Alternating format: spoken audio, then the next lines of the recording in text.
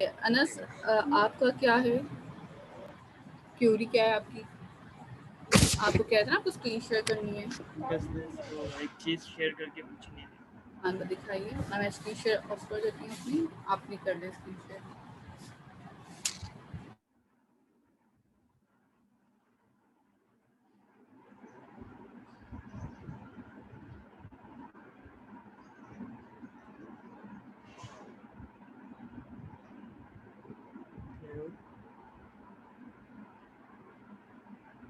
Hello.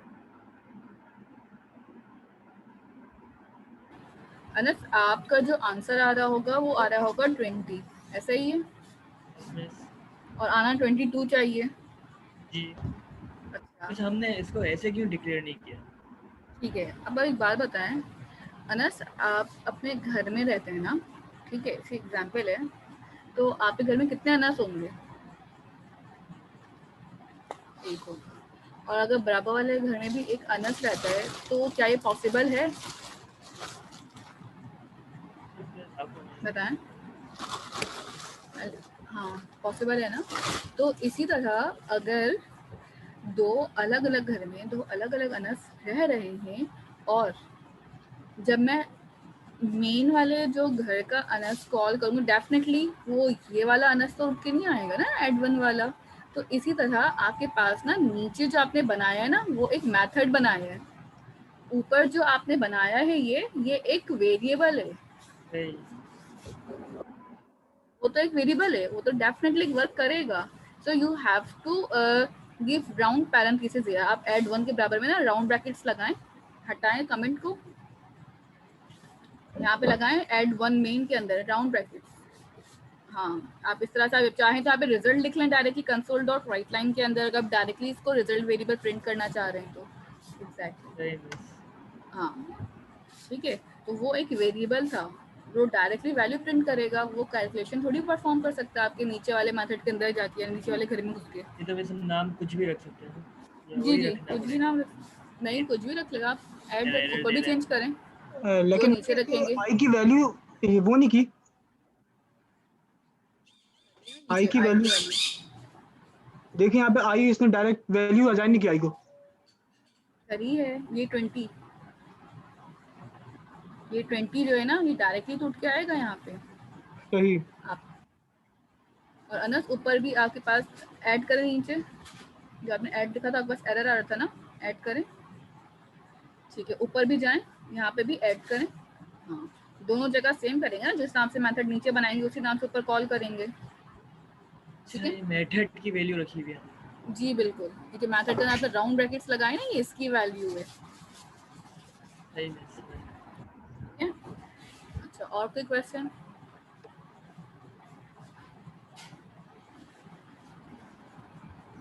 ठीक है, सब मार्क्स का क्या बता रही थी? मैं मार्क्स से बताई थी कि आपके जो अब तक के टोटल हाईएस्ट मार्क्स हैं वो आई थिंक 38.5 हैं आउट ऑफ 40। अभी तक 40 मार्क्स हो चुके हैं ना आपके सेशनल के। असाइनमेंट 1 के मार्क्स हमारे अभी काउंट ही नहीं किए हैं, और असाइनमेंट 1 हाँ नहीं काउंट किए मैंने आपके। तो अभी तक सिर्फ सेशनल मार्क्स 39 है मिस हाईएस्ट। हाँ 39 है। किसके हैं ये, उमर के हैं? कर सकते हो। मैं दिखा देती हूँ, चला दूँगा, देख ही लिए sheet. 32.5। Let me show you the highest marks है। सबसे हाईएस्ट कौन है? Largest smaller girls. ठीक है, 39 ही है, एक ही बच्चा है। मैं देखी थी और कोई स्टूडेंट है 39 पे, उमर ही है फिलहाल। सीआर उमर है आपका। अहमद आप भी देख लें। ठीक है, आपके पास ये शीट है, पर मैंने इसलिए आपको शीट ही दिखा दी है।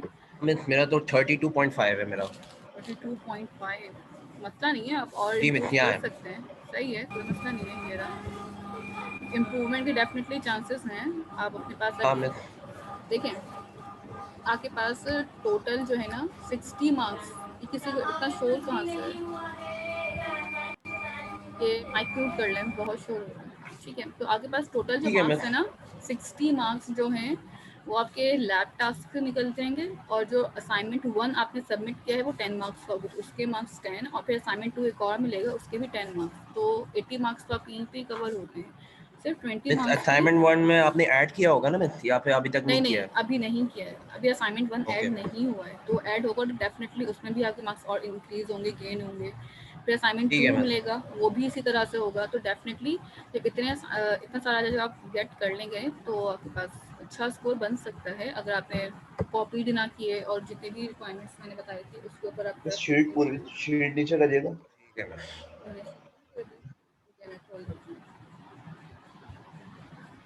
लास्ट में मार्क्स की शीट चाहिए।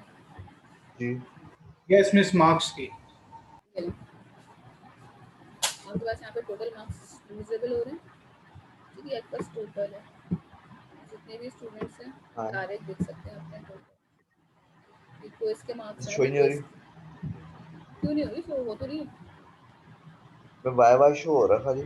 वो आएगा किस चीज़ शो। अब सही है, ठीक है, अब सही है।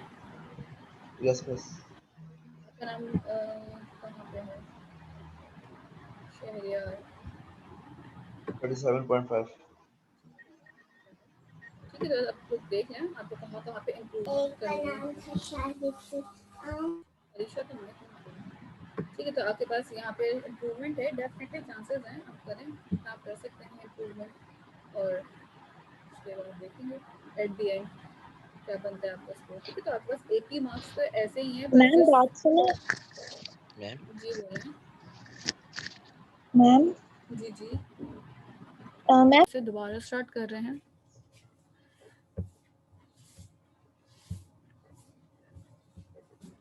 अच्छा, यहाँ पे अब आपके पास रिटर्न टाइप के बाद नेक्स्ट एग्जाम्पल यहाँ पे आ जाती है एक और कि अब लेट सपोज कि मैंने अभी जब एक मेथड बनाया था ऐड का या जिस भी नाम से, उसमें सिर्फ एक पैरामीटर पास किया था। अब आपके पास यहाँ पे जो मेथड है उसके अंदर मल्टीपल पैरामीटर थे, इट मीन्स कि आपके पास मोर देन 1 पैरामीटर्स, 2 पैरामीटर्स बनाए हमने। इन 2 पैरामीटर्स के अंदर हमें जो वैल्यू लेनी है वो कहाँ से आ रही है? यूज़र से इनपुट होगी, ठीक है? तो फर्स्ट वैल्यू जो है n1 वो उठेगी, यहाँ से n2 की वैल्यू उठेगी, और ये दोनों वैल्यू यहाँ पे और यहाँ पे आ जाएंगी। ये दोनों वैल्यू यहाँ पे सम होकर रिजल्ट में जा रही हैं, और एट दी एंड हमने रिजल्ट को यहाँ पे रिटर्न कर दिया। जब आप रिजल्ट को रिटर्न करेंगे तो वो यहाँ पे आएगा। इस वेरिएबल के बाद देखें, ये वाला वेरिएबल और ये वाला वेरिएबल सेम होना ज़रूरी नहीं है। इसका आर और इसका आर, कैपिटल और स्मॉल का फर्क आ रहा है, आप इसको आंसर भी लिख सकते हैं या इसको सम भी लिख सकते हैं। तो ठीक है, तो variable name can be different, ठीक है? यहाँ पे सम करने के बाद अपने रिजल्ट को सिंपली प्रिंट हमारा करवाना है। मेथड का नाम ऐड है, तो हम रिजल्ट की जगह ऐड लिख सकते हैं। मेथड का नाम ऐड है तो आप रिजल्ट की जगह ऐड लिख सकते हैं, बिल्कुल। ऐड देखें, यहाँ पे आप कंसोल डॉट राइट लाइन में डायरेक्टली ऐड लिख दें, राउंड ब्रैकेट्स लगाएं, दोनों पैरामीटर पास कर दें, यानी कि ये वाली लाइन जो है ना आपकी, ये इस लाइन को उठा के डायरेक्टली इसके अंदर डाल दें, इसकी जगह पे रिजल्ट की, तब भी काम सेम ही होगा, आपका कोई डिफरेंट नहीं होगा, ठीक है? इस एग्जाम्पल को पहले मैं खुद करवा रही हूँ और फिर आप लोग उसको परफॉर्म कर लीजिएगा अभी साथ में। अच्छा, यहाँ पे स्क्रीन शेयर जैसे अगर हम ऐड के साथ अगर सब्ट्रैक्ट लिखेंगे तो सब्ट्रैक्ट तो ऐड ही होगा। ये सिर्फ ना एक नाम है, ठीक है? तो इस नाम से कुछ भी नहीं हो रहा है, काम सारा हो रहा है यहाँ पे। तो यहाँ पे जो लिखेंगे वो काम होगा सिर्फ, ठीक है? तो लेट सपोज मैं अगर प्लस की जगह मल्टीप्लिकेशन के साइन लगाते तो मल्टीप्लाई हो जाएंगे। हाँ, मल्टीप्लाई हो जाएंगे। Okay, thank you. ठीक है, लेट सपोज कि मैंने यहाँ पे 2 पैरामीटर सा बना ली इसी के बराबर में, पहले इंट a था, अब इंट b कर दिया। यहाँ पे a+2 की जगह a+b कर दिया, और एट दी एंड मेरे पास यहाँ पे एक टेबल बना हुआ था आंसर के नाम से, और मैंने यहाँ पे लिख दिया आंसर, ठीक है? सिंपल एक कैलकुलेशन परफॉर्म करवा ली। अगर आप और ज़्यादा शॉर्ट फॉर्म में काम करना चाहते हैं तो आप डायरेक्टली यहाँ पे ऐसे भी कर सकते हैं, a+b एंड दैट्स इट। इस लाइन की भी फिर मुझे नीड नहीं पड़ेगी, ठीक है? तो ये इस तरह से भी पॉसिबल है, और अगर आपको कोई वेरिएबल बना के रिटर्न करना है तो वो भी पॉसिबल है, ठीक है? दोनों तरीके हैं। तो जितना कोड यूजर से इनपुट मेन में आएगा, हम इस सही मेन ये वाली दो वैल्यू जो ना ए और बी की, वो आएंगी यहाँ पे मेन में, ठीक है? मेन में किस तरह से आप इनपुट लेंगे, कंसोल डॉट राइट लाइन पे आ जाएं, एंटर फर्स्ट नंबर, और फर्स्ट नंबर लेने के बाद यहाँ पे एक वेरिएबल है इंटीजर टाइप का n1, लेट सपोज मेरे पास मैंने यहाँ पे लिख दिया int डॉट पार्स और टर्मिनेटर लगा के कंसोल डॉट रीड लाइन लगा लेंगे इसके लिए आप। ठीक है, कंसोल डॉट रीड लाइन किया, राउंड ब्रैकेट्स लगा दिए, सेम एज इट इज। अब मुझे एक नंबर मेरा तो यहाँ पे इनपुट हो चुका है, अगेन मुझे एक और नंबर चाहिए, तो मैं यहाँ पे आऊँगी और यहाँ पे आके आपने लिखा enter second number and this will be n2। जो भी नंबर यूजर एंटर कर रहा है मैं सिर्फ यहाँ पे आके उनका वेरिएबल नेम पास कर दूंगी, दैट्स इट। अब बाकी का सारा काम जो भी होना है वो खुद ब खुद होगा, इसके आगे मुझे कोई भी काम परफॉर्म खुद से नहीं करना। So it's quite easy for me कि मैं सिर्फ और सिर्फ अपने पास एक दफ़ा मेथड बना के रखी हूँ और जब भी मुझे उसकी कॉलिंग करनी हो मल्टीपल टाइम्स मैं इसको कॉल करती रहूँ। अभी मैंने सिर्फ एडिशन का बनाया है, इसी तरह मल्टीप्लिकेशन, डिवीजन और सब्ट्रैक्शन का भी इसी के नीचे बना लें। ठीक है, एक और मेथड लेट सपोज मैं इसी के साथ बना सकती हूँ। ठीक है, कैसे? इसी को मैं लेट सपोज कॉपी कर रही हूँ, ठीक है, और इसी के साथ मैंने इसको रख लिया सब का मतलब क्या, सब्ट्रैक्शन, और a प्लस बी की जगह क्या कर दिया, a माइनस बी, और कोई चेंजेस नहीं कर दी। यहाँ पे आके कंसोल डॉट राइट लाइन में एडिशन प्रिंट हो रहा है ना, अच्छा मैं लिख भी देती हूँ साथ में कि यहाँ पे एडिशन हो रहा है, कॉन्केटिनेट कर लें। ठीक है, ताकि ना जब आउटपुट आ रहा हो तो आपको अंदाजा रहे कि आपके पास कौन सा आउटपुट पहले आ रहा है, एडिशन आंसर। ठीक है, सेम एज इट इज यहाँ पे अगर आप चाहें तो इसी को कॉपी करें और यहाँ पे आपने लिख दिया सब्ट्रैक्शन।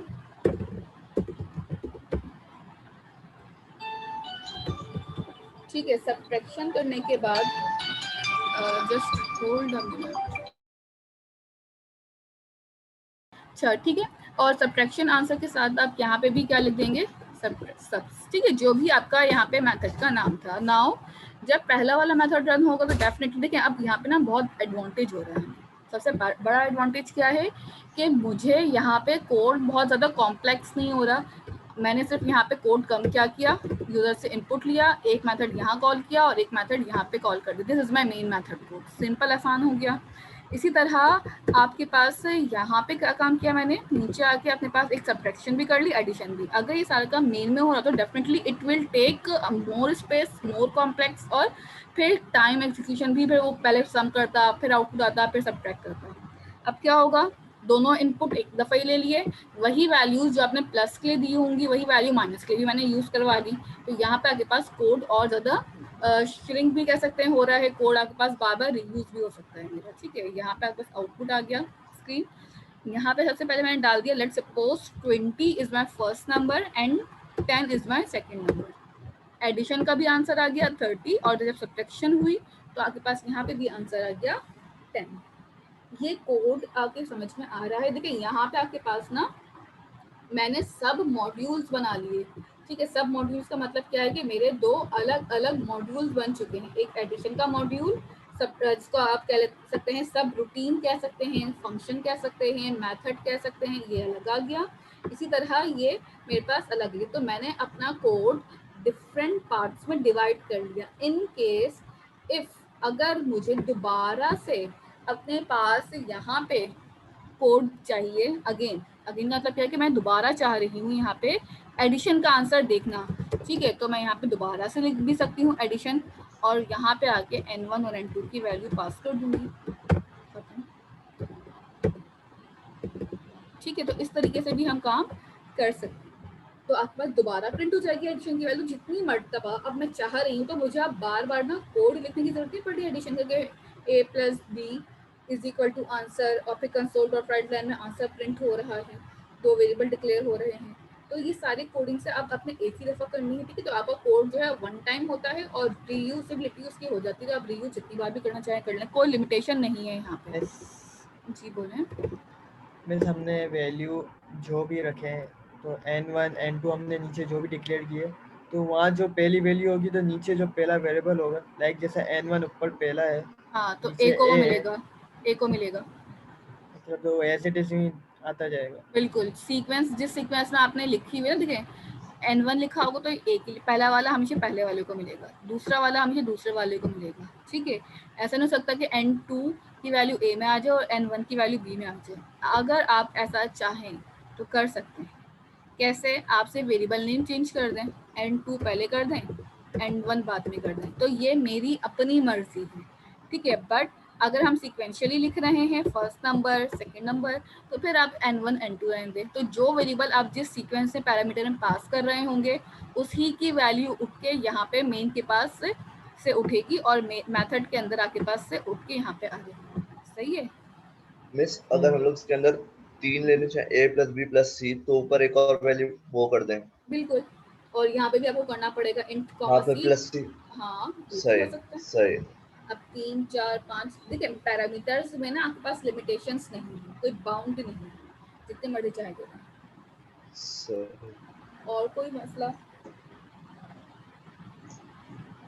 बस ये वाला कर लें आप लोग, फिर मैं इसके आगे की नेक्स्ट एग्जांपल करवाती हूँ।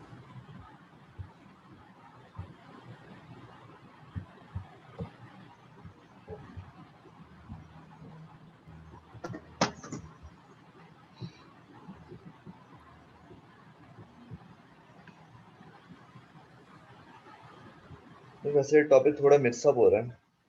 ये टॉपिक ना डेफिनेटली स्टार्ट में मिक्स होंगे, क्योंकि ना अभी जो है बिल्कुल आपने फर्स्ट टाइम मेथड्स पढ़े, अब उसी के अंदर आपने रिटर्न टाइप भी पढ़ ली, नॉन रिटर्न टाइप भी पढ़ ली, पैरामीटराइज और नॉन पैरामीटराइज भी पढ़ ली है।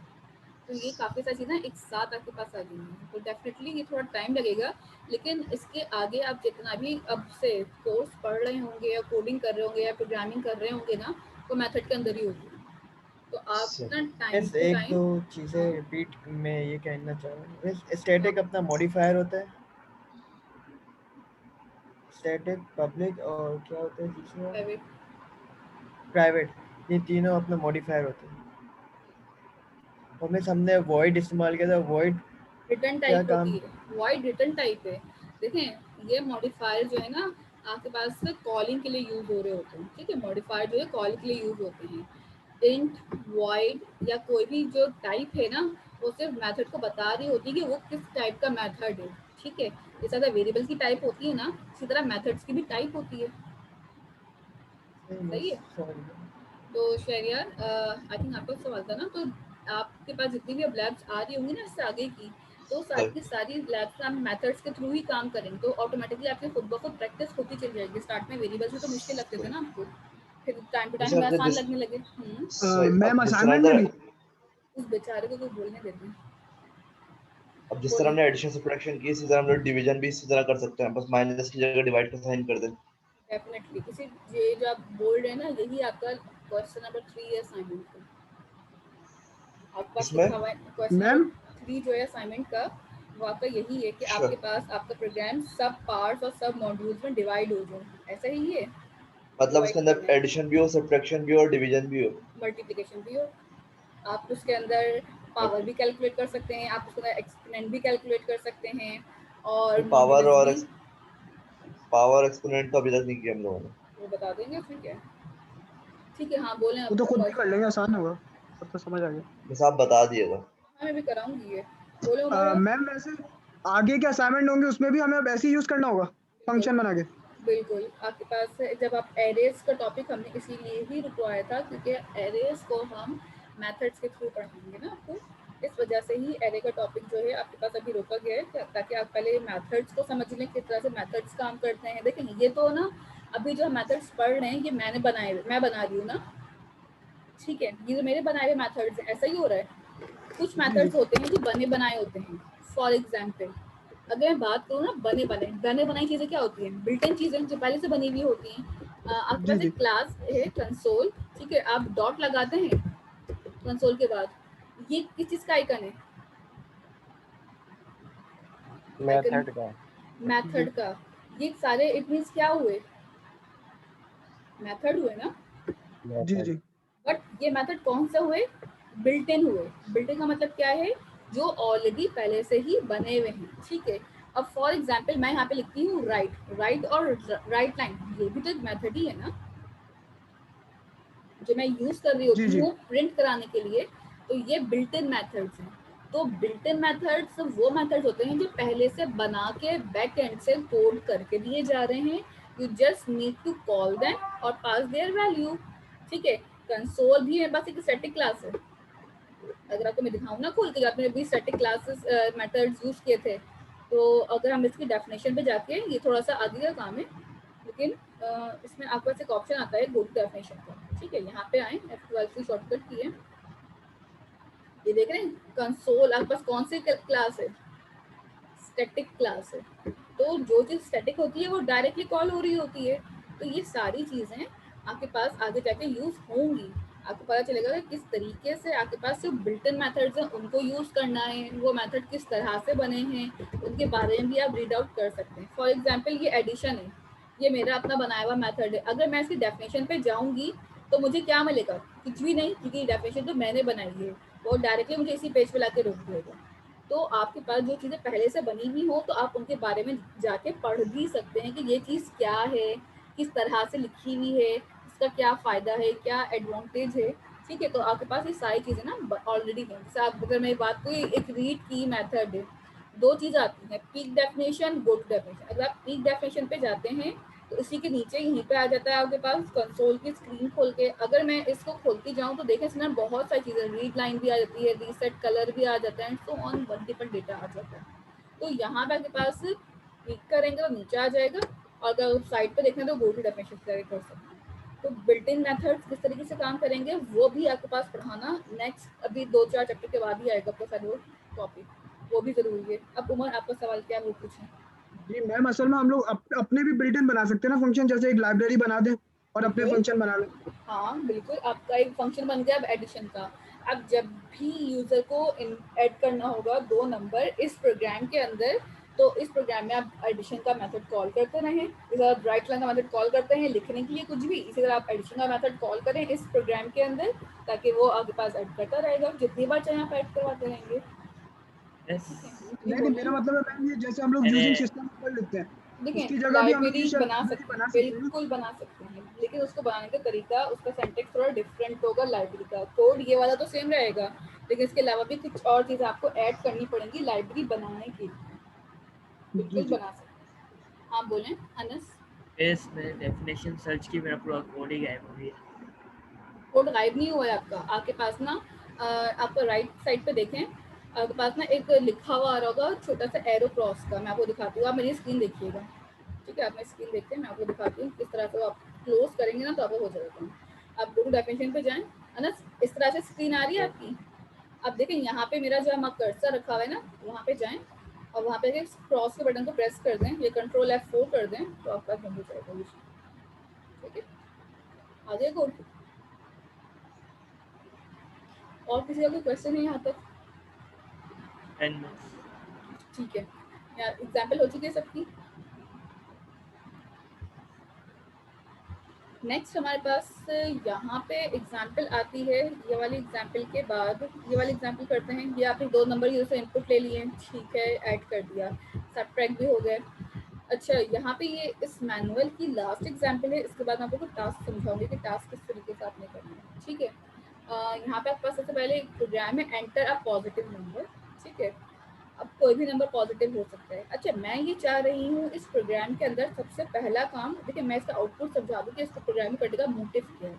हम इस प्रोग्राम में यूज़र से एक नंबर ले रहे हैं, अगर यूज़र नंबर पॉजिटिव डालता है तो लिखा हुआ आ जाए नंबर इज पॉजिटिव, अगर नंबर नेगेटिव डालता है तो लिखा हुआ नंबर इज नेगेटिव, ठीक है। ये एक बहुत सिंपल प्रोग्राम है। अब मैं चाह रही हूँ कि इस मेथड के थ्रू ये काम करना, किसी भी मेथड के थ्रू ये काम करना। सबसे पहले हमने यूजर से इनपुट लिया मेन में, इनपुट लेने के बाद मैंने अपने पास यहाँ पे एक मेथड बनाया है इस पॉजिटिव का, जिसके अंदर मैंने पास कर दी अपनी यूजर की जो भी आई है वो वैल्यू रहेगी। जैसे ही इस मेथड में वैल्यू आएगी वो कहाँ चला जाएगा, इस मेथड के पास। मेथड की डेटा टाइप अब हमने क्या रखी है, बूल। पहले हमने वॉइड पढ़ा, फिर इंटीजर पढ़ा, और अब क्या पढ़ रहे हैं हम, बूल टाइप। बूल टाइप के अंदर अब आपके पास क्या हो रहा है कि नंबर पॉजिटिव, इस पॉजिटिव एक मेथड का नाम है, आप चाहें तो कुछ भी रखें, आप चाहें तो यहाँ पे चेक के नाम से एक मेथड बना लो, ठीक है, आइडेंटिफाई के नाम से मेथड बनाना आपकी मर्जी, ठीक है। यहाँ पे एक वैल्यू का एक पैरामीटर बना लिया, यहाँ पे कंडीशन पास से करेंगे सिंपल, इफ अगर वैल्यू लेस देन 0 है तो क्या कर दो, रिटर्न फॉल्स। और नीचे आप चाहे तो इफ एल्स बना के भी काम कर सकते हैं, और अगर इफ एल्स नहीं बनाना तो देखें हम सिंपल यहाँ पे क्या लिख देंगे, ये क्यों किया इस तरह से, अगर मेरे पास वन लाइन स्टेटमेंट होती है, वन लाइन का मतलब है मुझे अपने पास सिर्फ एक लाइन में अपना इफ का काम खत्म करना है, एक ही लाइन ऑफ स्टेटमेंट देनी है, तो हम इस तरह से काम कर लेते हैं विदाउट यूजिंग कर्ली ब्रैकेट्स। ठीक है, तो मुझे खाली एक ही लाइन थी, तो मैंने यहाँ पे लिख दिया रिटर्न फॉल्स, और आखिर में क्या कर दिया रिटर्न ट्रू। अगर वैल्यू फॉल्स नहीं हुई तो क्या हो जाए, ट्रू हो जाए। ये जो ट्रू वाली वैल्यू है या फॉल्स वाली वैल्यू है, इन दोनों में से जो भी आफ्टर एग्जीक्यूशन रिजल्ट आ रहा होगा वो जाएगा कहाँ, कंसोल के पास। कंसोल में हमने क्या किया, टर्नरी ऑपरेटर, जो आपने इफ एल्स की कंडीशंस में पढ़ा था, टर्निंग ऑपरेटर, जितनी चीज़ें आप पढ़ते जाएंगे वो सारी चीज़ें आगे यूटिलाइज भी होती जाएंगी। सो आपको ऐसा नहीं करना है कि अगर आपका चैप्टर खत्म होंगे तब उसे भूल जाए, आपको हर चीज़ को अपने दिमाग में रखना लाजमी है। टर्नरी ऑपरेटर हमने इफ एल्स के टाइम पे पढ़ा था, वही कंडीशन अब मेरी दोबारा यहाँ पे यूज हो रही है। तो अगर मेरा रिजल्ट बराबर होता है ट्रू के, इट मीन्स कि ये वाली वैल्यू जो ऊपर से मैंने पास की, अगर ट्रू वैल्यू आती है इस वेरिएबल में, तो क्या होगा, वैल्यू वेरिएबल में आएगी कहाँ से, यहाँ से उठ के, जो मैंने आपके पास चेक करके नीचे से भेजूंगी। ठीक है, ट्रू आती है तो यहाँ पे भेज दो, नंबर इज पॉजिटिव प्रिंट कर दो, एल्स ये वाला काम कर दो, नंबर इज नेगेटिव। ठीक है, तो ये अब आपकी मर्जी है, आप चाहते हैं तो ये काम इफ एल्स ऊपर लगा के भी कर सकते हैं, या चाहे तो वन लाइन यानी एक ही लाइन के अंदर ही पूरा काम खत्म कर सकते हैं। तो ये मर्जी है आपकी, आपने किस फॉर्मेट को फॉलो करना है। ठीक है, तो इस एग्जाम्पल को परफॉर्म कर लेते हैं। उससे पहले आपके पास विजुअल्स हो वैसे चुका एक है। दफा ये वापस समझा दें वाली एग्जांपल। ठीक है, हम करके रहे यहाँ पे। सबसे पहले हमें चेक करना है कि आइदर जो भी नंबर जो इनपुट में मुझे दे रहा है वो पॉजिटिव है या नेगेटिव है। इन केस अगर नंबर पॉजिटिव हो या नेगेटिव हो, कोई भी कंडीशन हो, अभी हम उसके लिए हमने एक मेथड बनाया है बूल का। ठीक है, बूल टाइप का। अब मेरी रिटर्न टाइप जो है ना वो बूलियन है। बूलियन क्या काम करती है, बस ट्रू रिटर्न करती है या फॉल्स रिटर्न करती है, दोनों में से कोई एक ही वैल्यू या कोई एक ही टाइप होगी जो रिटर्न कर रही होगी, तीसरा कोई आउटपुट में वैल्यू रिटर्न नहीं हो सकती। सही है, तो सबसे पहले अगर मेरे पास यहाँ पे बूलियन वैल्यू आ रही है तो मैंने कंडीशन पास की, क्योंकि हमने यहाँ पे मेथड कॉल किया था, जैसे ही इनपुट आया फॉर हमने मेथड कॉल कर दिया कि अगर वैल्यू लेस देन 0 है तो क्या रिटर्न करो, फॉल्स। अगर वैल्यू फॉल्स नहीं है, वैल्यू लेस देन 0 नहीं है, तो क्या रिटर्न होगा मेरे पास, ट्रू। अब ये वाला काम करने के बाद मैं वापस अपने पास यहाँ पे आऊंगी।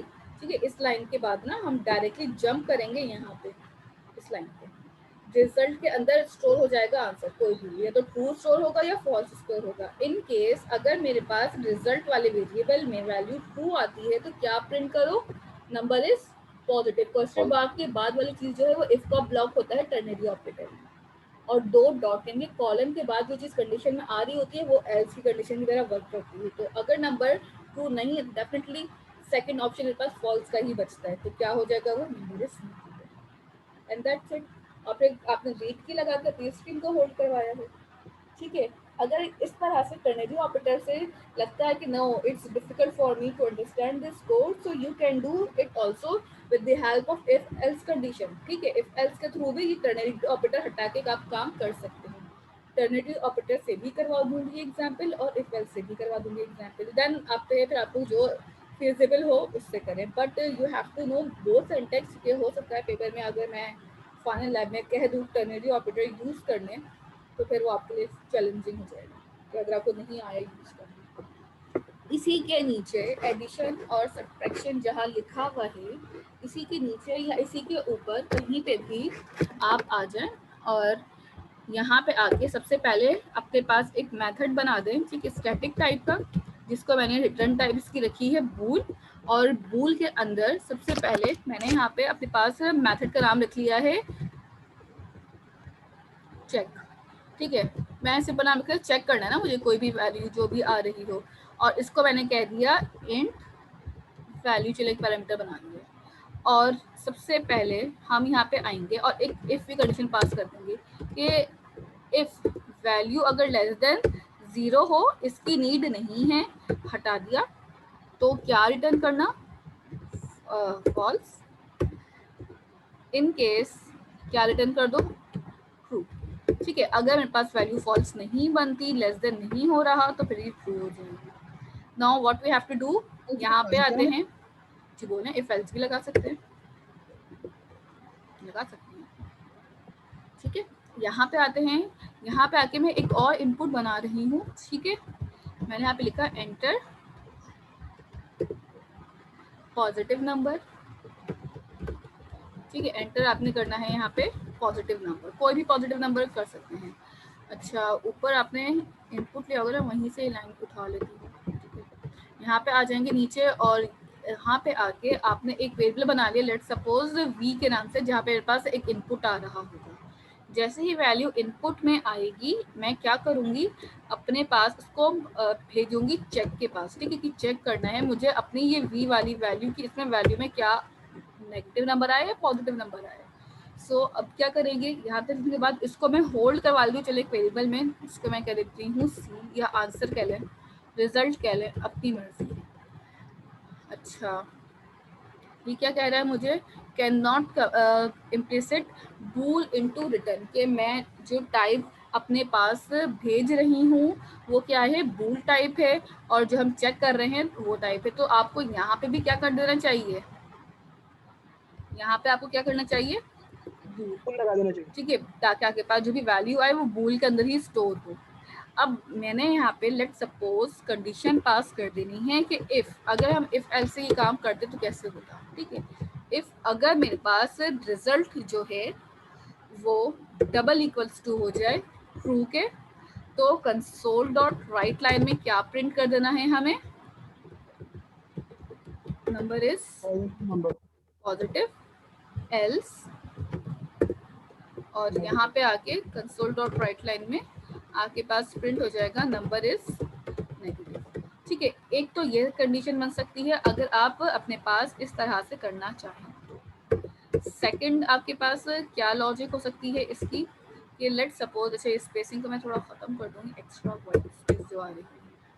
ठीक है, अब अगर मुझे लेट सपोज इस तरह से ये काम नहीं करना, इस कंडीशंस को इफ एल्स से सॉल्व नहीं करना, टर्नरी ऑपरेटर से करना है, सो वो भी किस तरीके से होंगे वो भी देख लेते हैं।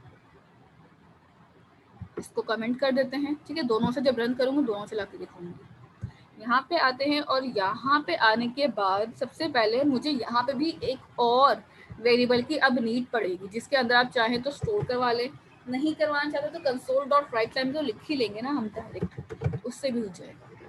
फॉर एग्जाम्पल, अब मैंने कहा अगर मेरे पास इस रिजल्ट में if result double equals to क्या हो जाए, मेरे पास अगर मेरे पास रिजल्ट की जो वैल्यू है वो हो जाती है ट्रू क्वेश्चन मार्क, और डबल कोटेशन में आपने यही वाली चीज उठा के लिख दी, नंबर इज पॉजिटिव। सिंपल, ये हो गया इफ का काम।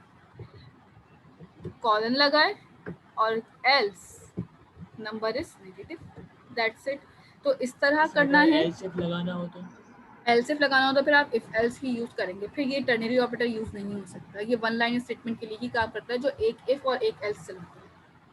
आपने करके दिखाए थे वैसे एल्सिफ इसके टर्नरी ऑपरेटर में एक साथ 3-4 करके दिखाए थे आपने। टर्नरी ऑपरेटर में पॉसिबल नहीं है। टर्नरी ऑपरेटर की डेफिनेशन ही वन लाइन स्टेटमेंट है, अगर हम एल्सिफ लगा देंगे तो फिर कैसे चलेगा।